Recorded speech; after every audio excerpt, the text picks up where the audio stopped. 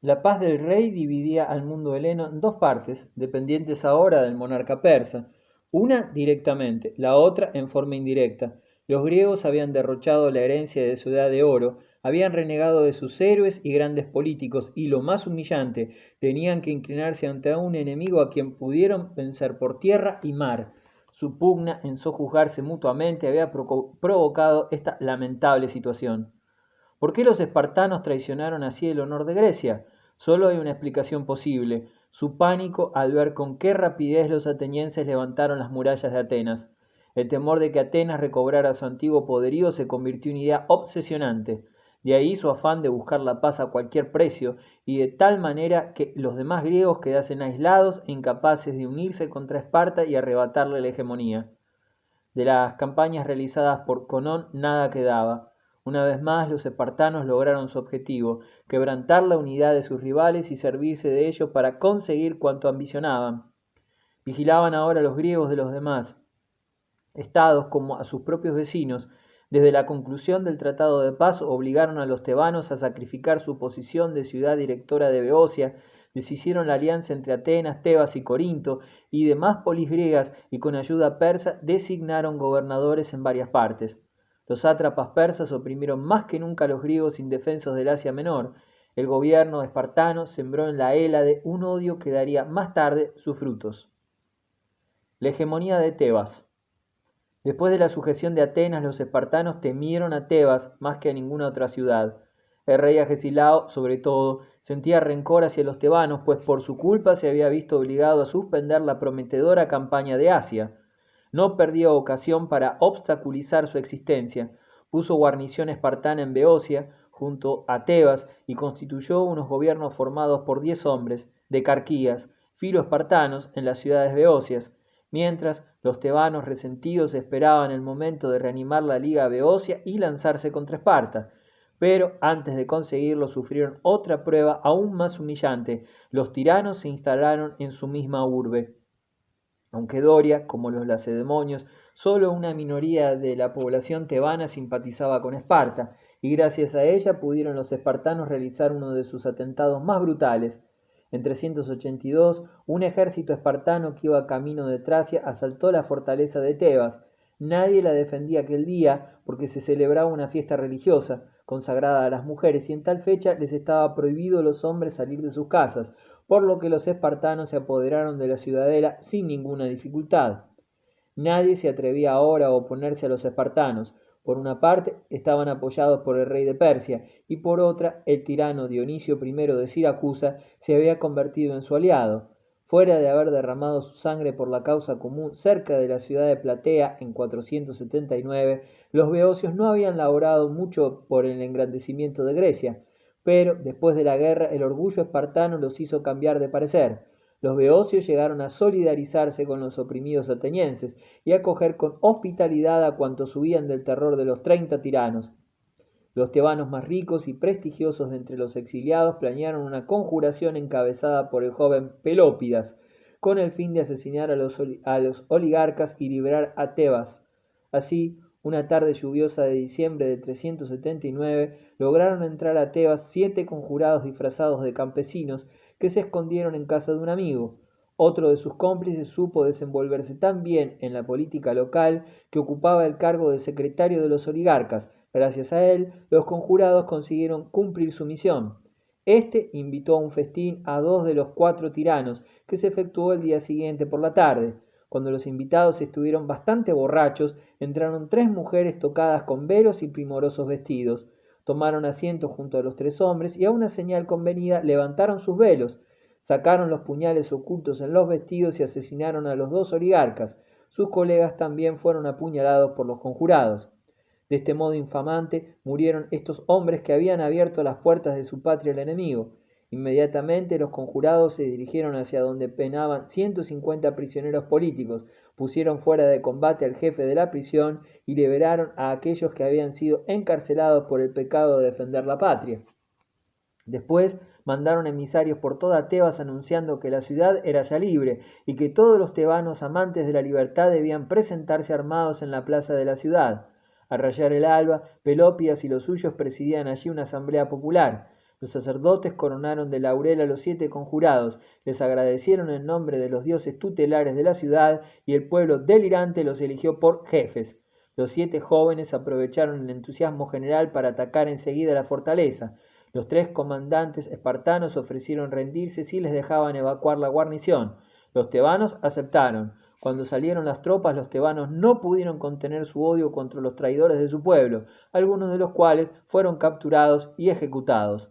La noticia de la liberación de Tebas se extendió como reguero de pólvora por el mundo helénico. Se ensalzaron la presencia de ánimo y el valor de aquellos hombres que llevaron a cabo un plan tan arriesgado y derrocaron en pocas horas un gobierno que parecía invencible en la víspera.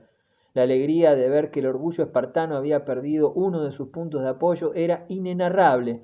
Poco más tarde recrudeció el odio antiespartano cuando se supo que había pretendido hacer con los atenienses lo mismo que con los tebanos 3 años antes. El gobernador espartano de una ciudad de Beocia había organizado una operación militar contra el Pireo para apoderarse mediante un golpe de mano de los navíos y bastimentos atenienses. Un atardecer emprendió la marcha con la idea de llegar al Pireo antes del amanecer, pero le falló el cálculo. Atenas se salvó al romper el alba, aún se hallaban los espartanos en camino. El guante estaba echado, y los atenienses aceptaron el reto, pactaron amistad con los tebanos, y se prepararon para declarar la guerra por tierra y por mar a Esparta. Consiguieron formar una segunda liga ática en 378, exactamente un siglo después de la creación de la Liga Marítima de Delos. Gracias a ella, tuvieron recursos suficientes para la guerra naval. Mientras los atenienses acrecentaban su poderío naval, los tebanos prepararon el ejército más poderoso de su historia, formando por una falange sagrada de 300 hoplitas, integrado por jóvenes valientes.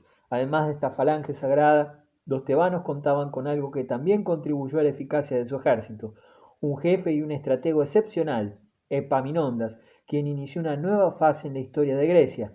Esparta quería aniquilar a Tebas principalmente por una razón, porque la ciudad comenzaba a recuperar ascendiente entre las demás de Beocia. Luego Atenas firmó la paz con Esparta sin contar con su aliado. Los tebanos, ofendidos, denunciaron el tratado. Estaban solos y únicamente podían esperar ayuda de Beocia. Los espartanos juzgaron llegado el momento de dar el golpe de gracia a los tebanos. En el año 371 Beocia fue invadida por las tropas de Esparta, pero gracias al talento político y militar de Epaminondas y al valor de Pelópidas, los tebanos no rindieron las armas y vencieron a los espartanos en Leuctra, cerca de Tebas. La batalla de Leuctra señala un giro, no solo en la historia de la estrategia, sino también en la política griega. Esparta cedió la hegemonía a Tebas de Epaminondas. Prácticamente toda Grecia central, menos Atenas, formó parte de la Liga Tebana, liga que dejó sentir muy pronto su influencia en el Peloponeso.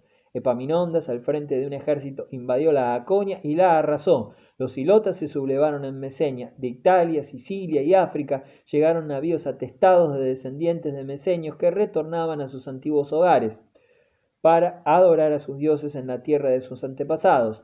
Regresaban del destierro montaño los israelitas de Babilonia. Los mesenios lograron su libertad y formaron un estado dirigido por Epaminondas. Con su ayuda se organizó también en el interior del Peloponeso un estado arcadio confederado.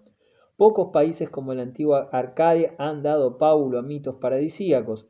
Los escritores del siglo XVIII presentaron la Arcadia como un país idílico. Allí soplaban suaves brisas y habitaba un pueblo feliz de pastores, dichosos mortales que vivían a la sombra de los árboles, junto al arroyo que regaban los oídos con el susurro de sus aguas.